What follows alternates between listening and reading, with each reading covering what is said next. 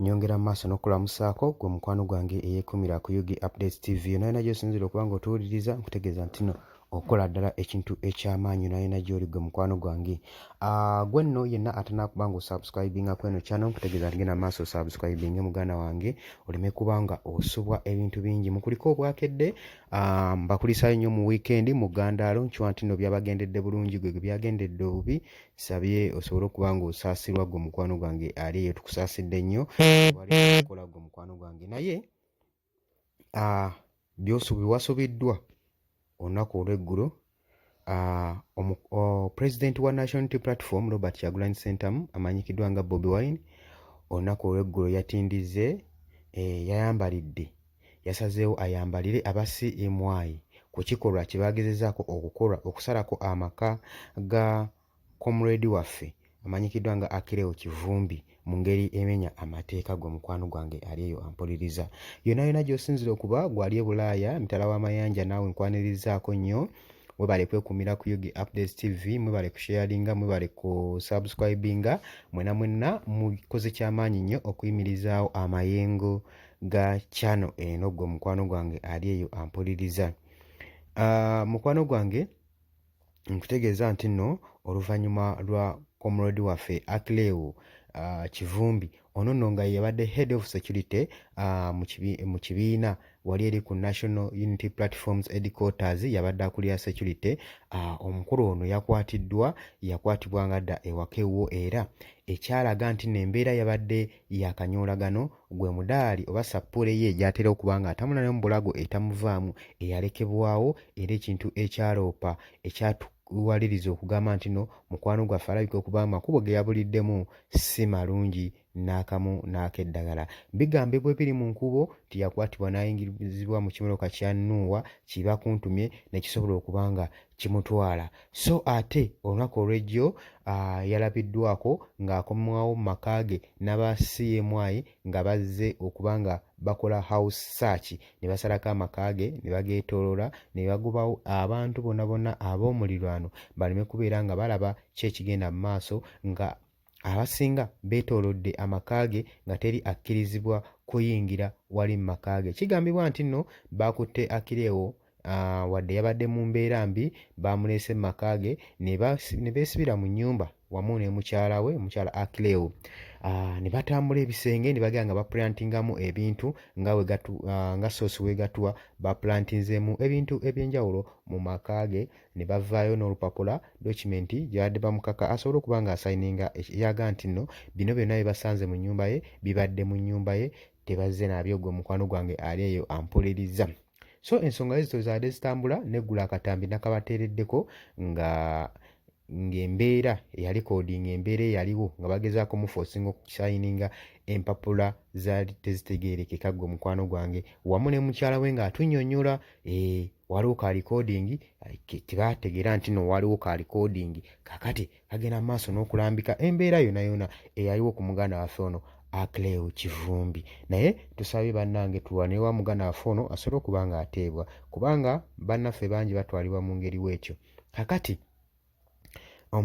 President Robert Kyagulanyi Ssentamu yavuddeyo n'eddoboozi ery'omwanguka n'ayambalira aba CMA ku ngeri gye bamenyeemu amateeka n'engeri eryanyi n'effujjo lye bakozesezza okuraidinga amaka ga comrade Kivumbi Akileo.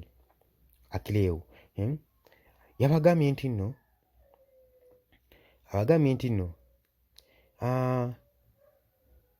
aba Uganda military mu ngeri gye bakozesezzaamu emenya amateeka eri violent etali mu mateeka okusobola okuba nga baraidinga amaka ga Akileo Kivumbi omumemba wa pate ye okusinziira ku President Robert Kyagulanyi Ssentamu agamba nti nno okuraidinga kuno kwetabiddwamu okuba nga bawamba Akileo Kivumbi era ne kwetabwamu okuba nga kwetabiddwamu eryanyi ery'ekitalo eryakozeseddwa aba CMY aba Joint Anti-Terrorism Task Force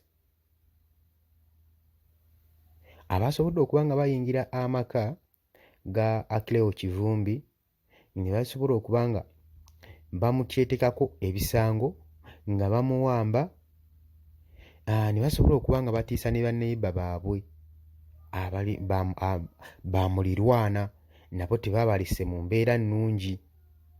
Agamba nti nno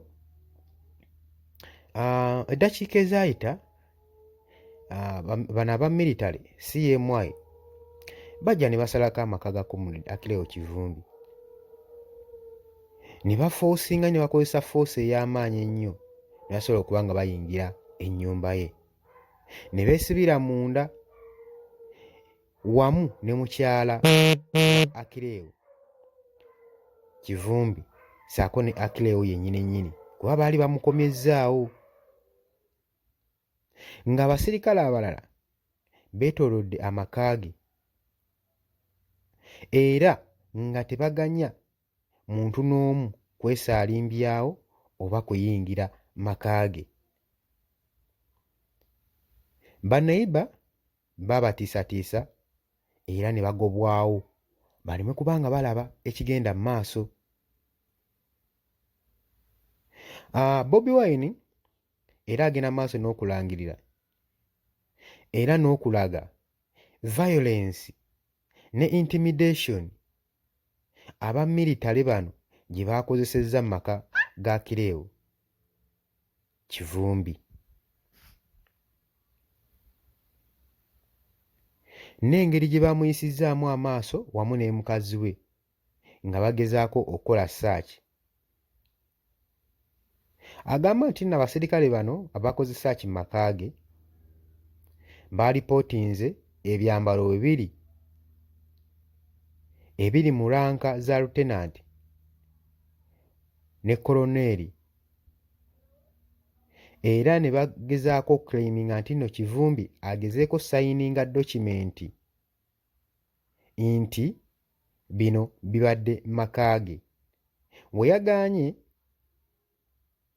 baamuswazizza nnyo ne bamucunya ne bamutokyalinga mu maaso ga mukyala we. Mukazi we aloopa agamba nti nno omubiri gwonna ogwa Kivumbi ne muba mugulabyeko mujja kulabako sayinizi n'ebiwundu n'obuvune bwonna obulaga nti nno baamuyisizza bubi. Mu ngeri y'okuyingiramu ennyumba baaleese ebyambalo bya UPDF ebiri mu lanka za lieutenant ne koloneri ne ba odalinga Acleo Kivumbi asayininge nti byabadde bisangiddwa mu nnyumba ye.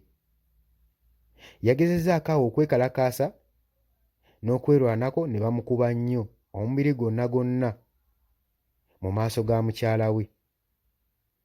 Mukyala we agamba omubiri gwonna gujjudde ebiwundu ssaako n'ebisago gwe mukwano gwange ali eyo ampuliriza.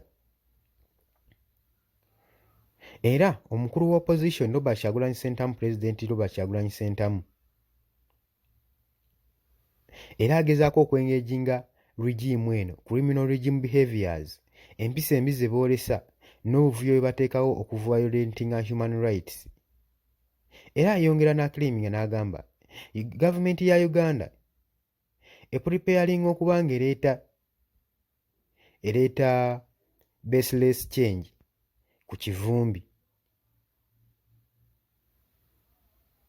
Oba okitegeera egezaako okuba nga baagala omukyusakyusa mu ngeri emenya amateeka asobole okuba ng'ava mu opposition ng'adda eri ku sayidi yaabwe.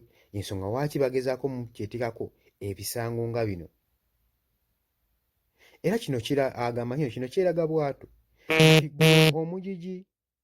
omugigi gw'abacriminals baagala mukyusa nga military court nga tennakwanteputeringa charges nga bwe bakoze ku balala bangi. Naye agambye nti nno ensi eraba era ensi ebalaba era eraba ebigenda mu maaso era buli kimu twakirabye era buli kimu tukitunuulidde tulaba engeri gye bigendamu mu maaso ebikolwa bino effujjo bye mukola okusobola okutokyalinga abantu n'okubabuzaako emirembe n'okulinnyirira eddembe lyabwe.